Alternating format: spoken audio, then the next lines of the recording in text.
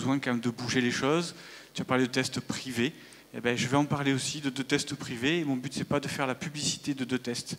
C'est de dire qu'on a des tests disponibles aujourd'hui qui malheureusement ne sont pas disponibles sous le prétexte du privé.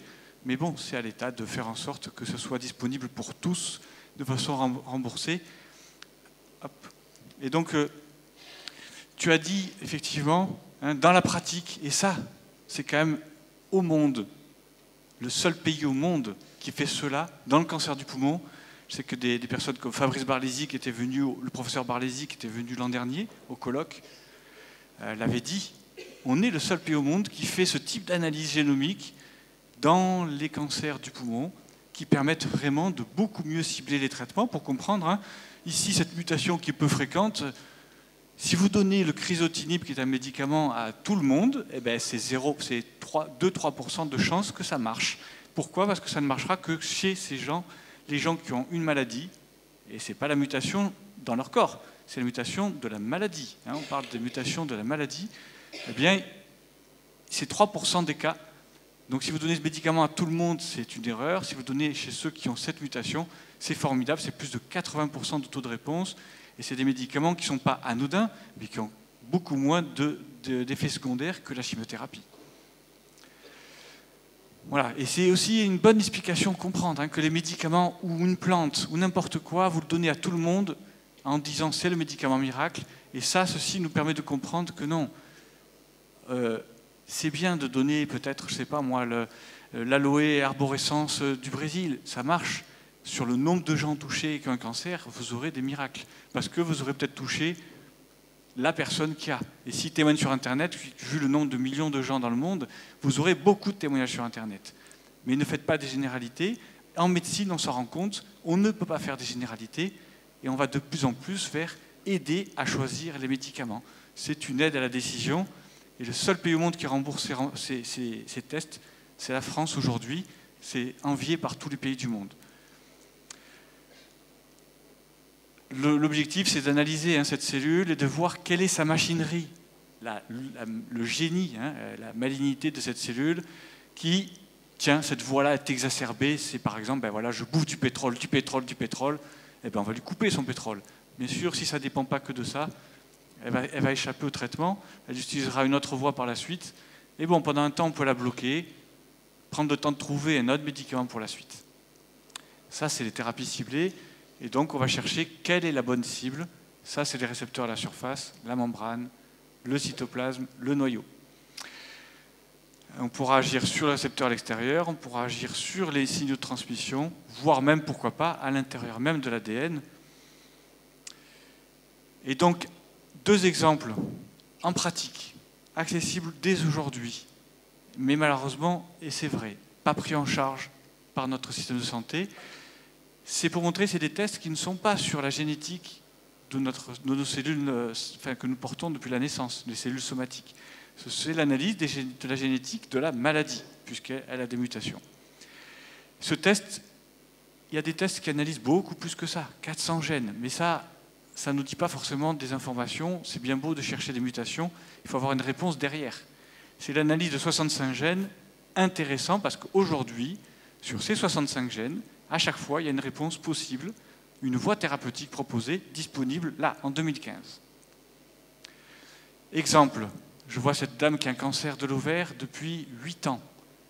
Enfin, depuis 25 ans, hein, mais qui récidive depuis 8 ans, des chimiothérapies, des chimios et des chimios. On a testé les essais thérapeutiques. Elle est éligible à rien parce qu'elle a fait tellement d'années de chimiothérapie qu'elle n'a aucun critère dans aucune étude. On a pourtant envoyé à Paris, à Gustave Roussy, partout on l'a envoyé, à Thonon, à Pompidou. Elle a failli rentrer dans les essais, à chaque fois il manquait quelque chose. L'immunothérapie, c'est pas pour elle. Bon. On a fait ce test-là, et qu'est-ce qu'on voit apparaître dans ce test? Tiens, elle a une immunité qui est pas mal. Ben, ça pourrait être une piste, l'immunité, mais malheureusement, on n'a pas de médicament pour elle aujourd'hui. Qu'est-ce qu'on voit ici? Cette voie PERK, c'est là, ici, dans la cellule, quand la signalisation arrive, cette voie-là est exacerbée. Il y a une signalisation. Allez, je bouffe par exemple du gaz, j'adore ça. Et donc nous, on va mettre un médicament qui bloque le gaz. Ça passe plus. Ou qui rend le gaz ininflammable. Et donc là, on a une piste thérapeutique. intéressante. Quand on regarde sur les médicaments approuvés, malheureusement, en fait, c'est que des chimiothérapies. Hein. C'est d'après les tests ici, le test me dit que 3 chimiothérapies seraient intéressantes. Bon, ça, je le savais, mais ça m'a permis de mieux m'assurer que ce que je faisais était bien. C'est approuvé pour d'autres, mais malheureusement, chez elles, aucun médicament n'est interdit, aucun médicament n'est dangereux a priori pour elles. Mais malheureusement, il y en a un seul que je peux lui proposer, puisque ça fait 8 ans que je la traite. Rien n'est nouveau ici. Par contre, ça, c'est utilisé dans le mélanome. Et malheureusement, la logique de nos institutions, encore aujourd'hui, c'est de raisonner par organe, alors même qu'on vient nous montrer que on s'en fout que ce soit un cancer du sein ou du poumon ou du mélanome, quelle est sa biologie intime, on va traiter en fonction de ça. En sachant qu'il y a des variations, c'est vrai, en fonction de l'endroit où ça se situe dans le corps. Voilà. Et la bonne nouvelle que j'ai eue hier, mais qui n'est pas une assurance encore, c'est que j'ai appelé un laboratoire qui a ce médicament, qui a l'autorisation de mise sur le marché, mais comme le prix n'est pas fixé, ça n'est pas disponible. Et l'assurance maladie va mettre des mois, le plus longtemps possible, pour décider du prix, parce que ce n'est pas eux qui sont malades. Et donc, on s'est retourné vers, ils nous ont renvoyé le laboratoire vers un concurrent, entre guillemets, mais vous voyez qu'ils collaborent en fait entre eux, pour me dire, lui, son médicament, il est moins avancé que nous, il est en autorisation temporaire d'utilisation dans le mélanome. Eh bien, pour l'instant, ça a l'air de marcher. Je vais pouvoir déposer, le laboratoire est d'accord, déposer une demande d'autorisation à l'agence du médicament. Est-ce qu'on peut traiter ma patiente qui a 65 ans, qui vit bien, ça fait 8 ans qu'elle se bat, elle a envie de vivre, et donc je vous demande d'autoriser ce médicament qui est autorisé dans le mélanome. J'ai une preuve que ça peut marcher. Voilà. J'espère qu'ils nous entendront. On a un espoir donc, pour cette dame, donc c'est cette voie-là, et un médicament peut-être. Deuxième exemple, j'ai une jeune dame qui avait un cancer du sein triple négatif. On a l'habitude de penser que les sels de platine, ce sont des chimiothérapies qui ont des toxicités plus ou moins importantes, mais qui peuvent être gênantes. Moi, j'ai eu des résultats fantastiques des fois avec la chimiothérapie dans ces cas-là. Pourquoi? Parce que ça va attaquer l'ADN, et on vous a dit tout à l'heure que les BRCA1, c'est une mutation de l'ADN qui est très altérée, il se répare mal. Eh bien, autant appuyer là où ça fait mal, puisque tu as beaucoup de lésions d'ADN. Moi, je vais t'envoyer une chimio qui casse l'ADN encore plus, et à un moment où ça s'écroule. Eh bien, malheureusement, elle, je regarde, la génétique de sa maladie, il n'y a pas de mutation BRCA2 au niveau de ses cellules cancéreuses, parce que je savais très bien qu'elle n'avait pas cela au niveau de ses cellules germinales. Elle ne le transmettait pas à ses enfants. Mais la cellule cancéreuse n'a pas cette mutation non plus. Et pire que ça, elle a cette expression de ce gène qui la rend presque inaccessible aux sels de platine. Elle a le matériel pour réparer. La chimio arrive, je la casse en deux. Elle a un seuil de bouclier de protection. Ben voilà, je n'ai pas utilisé une chimiothérapie pour rien, j'ai pu guider ma thérapeutique, ne pas lui faire ceci, et guidé par d'autres éléments, me rendre compte que les taxanes, le taxol, le taxotère, c'était parfaitement indiqué dans son cas. Voilà, et par exemple le 5FU, aucun intérêt, elle a la cellule tumorale a le matériel pour éliminer ce médicament. Ce n'est pas la peine de lui faire. Une façon de mieux guider les traitements, c'est une patiente qui a un cancer du sein métastatique et pour qui on veut évidemment de l'efficacité, une qualité de vie.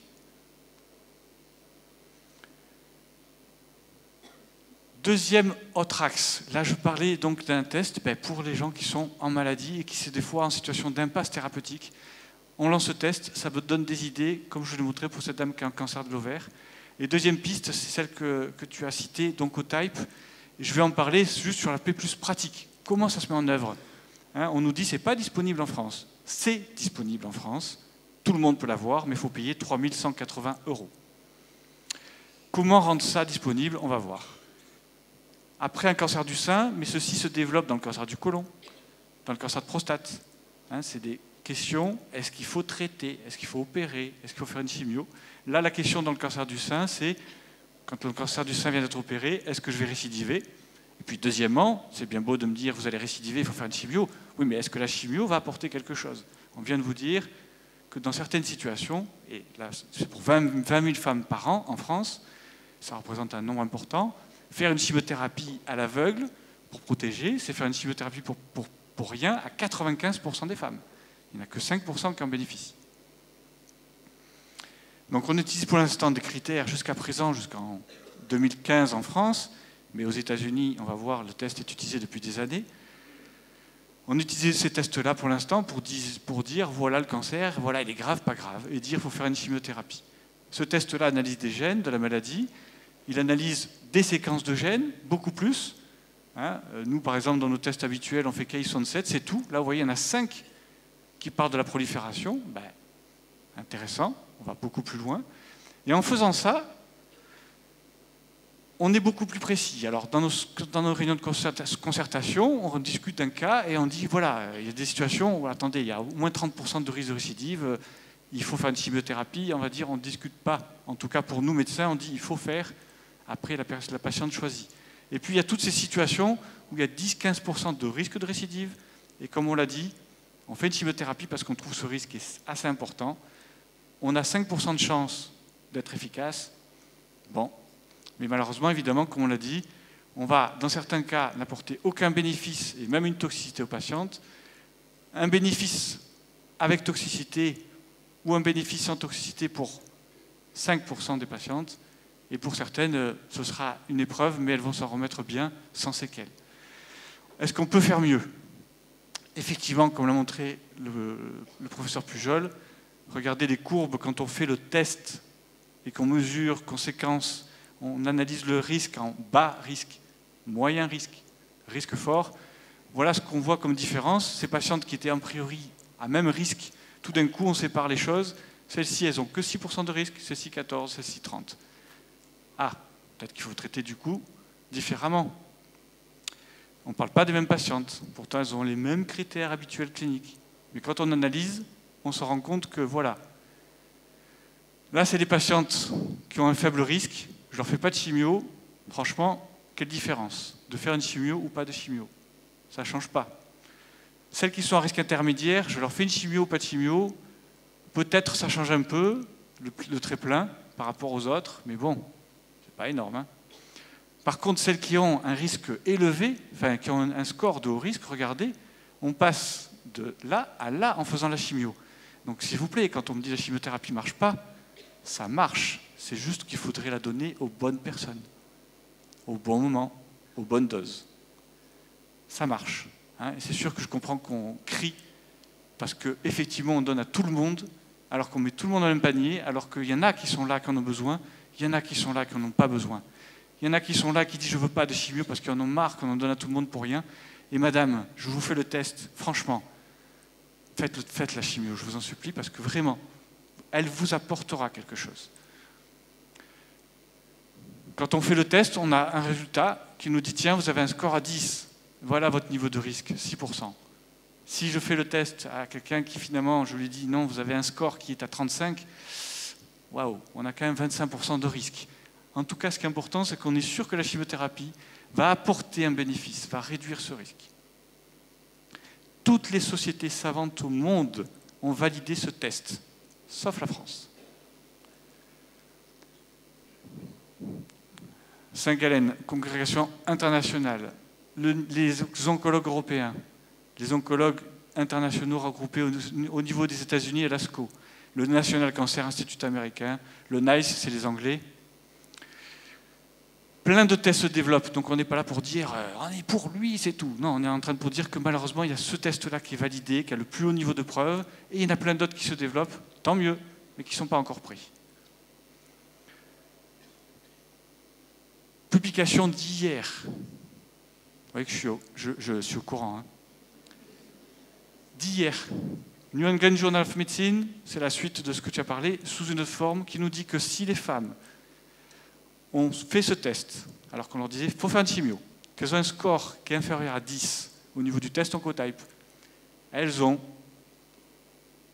94% de chances de ne pas récidiver à 5 ans.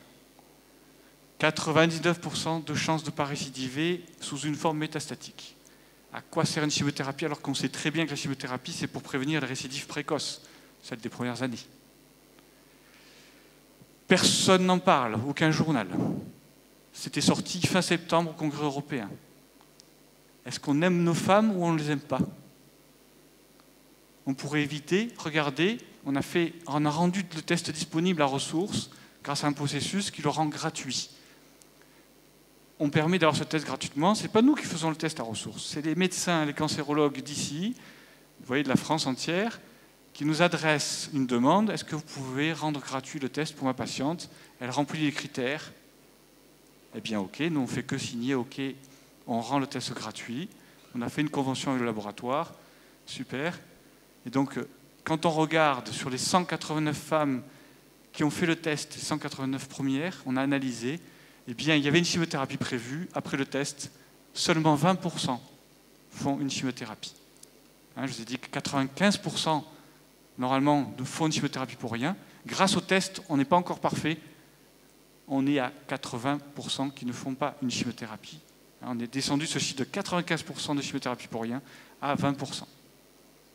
Dans ces 20%, il y en a qui méritent d'avoir une chimio, on est bien d'accord, hein, réellement.